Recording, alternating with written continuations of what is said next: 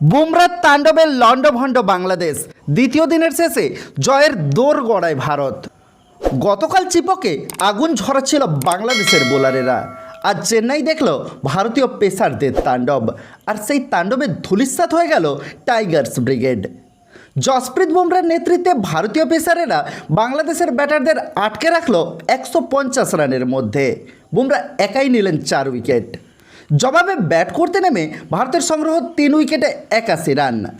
দ্বিতীয় দিনের সকালে শুরুটা বেশ ভালোভাবেই করেছিল বাংলাদেশ। আগের দিনে 2 নট আউট ব্যাটারকে উইকেটে থিতু হতেই দেননি তাসকিন।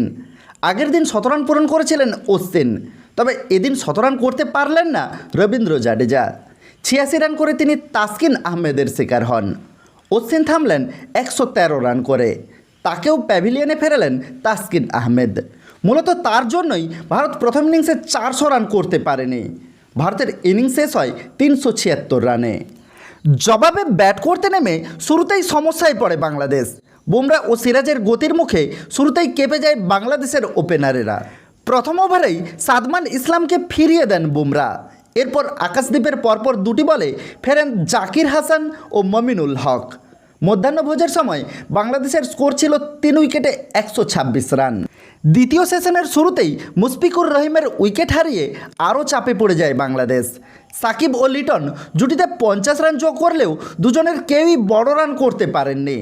সাকিব 32 রান করে রবীন্দ্র জাডেজার শিকার হন। ব্যক্তিগত 22 রানে লিটন দাসকেও ফেরালেন সেই জাডেজা। ইনিংসের শেষ দিকে মেহেদী হাসান মিরাজ 27 রান করে অপরাজিত থাকলেও বুমরা ও সিরাজের গতির সামনে দাঁড়াতেই পারেনি বাংলাদেশের টেলেন্ডারেরা। শেষ পর্যন্ত তাদের ইনিংস শেষ হয়ে যায় 149 রানে। ভারতীয় বোলারদের মধ্যে বুমরা 50 রান দিয়ে একাই 4টা উইকেট নিয়েছেন। এদিন আন্তর্জাতিক ক্রিকেটে 400 উইকেট নেওয়ার নজিরও গড়লেন তিনি। এছাড়া জাডেজা, আকাশদ্বীপ ও সিরাজ প্রত্যেকে 2টো করে উইকেট পান। তবে ভারত দ্বিতীয় ইনিংসে ব্যাট করতে নেমে শুরুতেই রোহিত শর্মার উইকেট হারিয়ে বসে।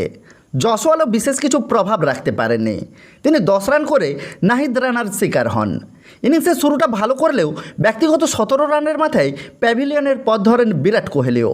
বর্তমানে ক্রিজে আছেন শুভমান গিল ও ঋষভ পান্ত। ভারতের লিড ধীরে ধীরে বাড়ছে। ভারত জয়ের জন্য বাংলাদেশের সামনে কত রানের লক্ষ্যমাত্রা রাখে এখন সেটাই দেখার বিষয়।